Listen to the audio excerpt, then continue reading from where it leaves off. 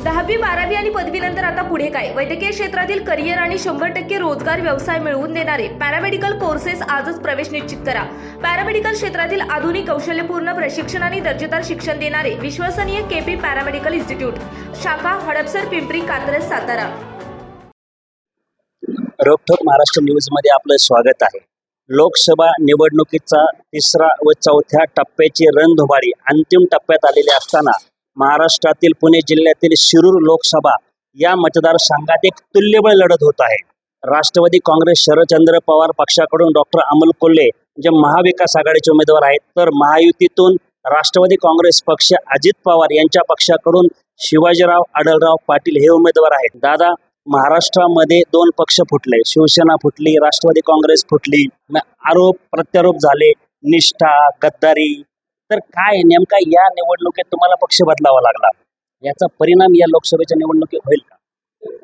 अजिबात होणार नाही. पक्ष बदलणं आणि सहमतीनं उमेदवाराची अदलाबदल होणं किंवा अदलाबदल बनण्यापेक्षा एका उमेदवारानं सहमतीनं दुसऱ्या पक्षाची नाव लढणं याच्यामध्ये फरक आहे.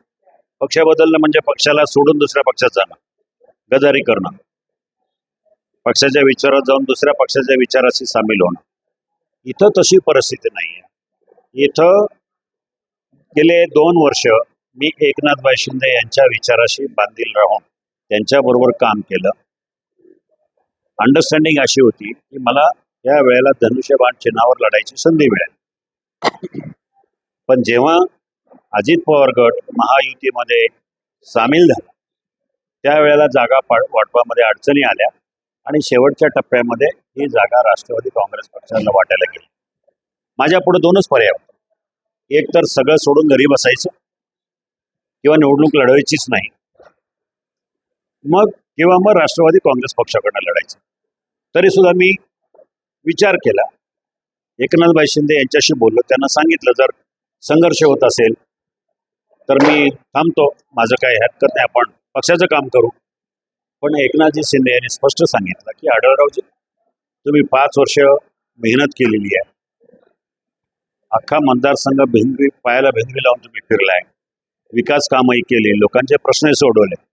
मग असं असताना तुम्ही घरी बसण्यापेक्षा माझी तुम्हाला विनंती आहे, मी तुम्हाला सांगतोय, माझी संमती आहे की तुम्ही धनुष्यबाणाच्या ऐवजी राष्ट्रवादी काँग्रेस पक्षाच्या घड्याळ्या चिन्हावर लढा.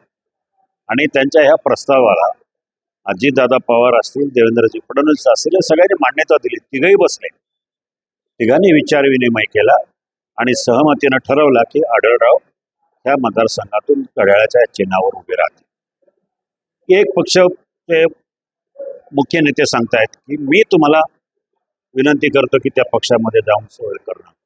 याचा अर्थ त्या पक्षाची दगाफटका होत नाही, याचा अर्थ युतीची ही ॲडजस्टमेंट आहे. त्यामुळे मी कुठलाही दगाफटका किंवा पक्ष बदल वगैरे असं काही म्हणणार नाही. महायुतीमध्ये जाणार, तिन्ही पक्ष एकत्र लढतायत, महायुतीमधलाच उमेदवार आहे, त्यामुळे तसा काही विषय नाही आणि तशी काही चर्चा पण नाही.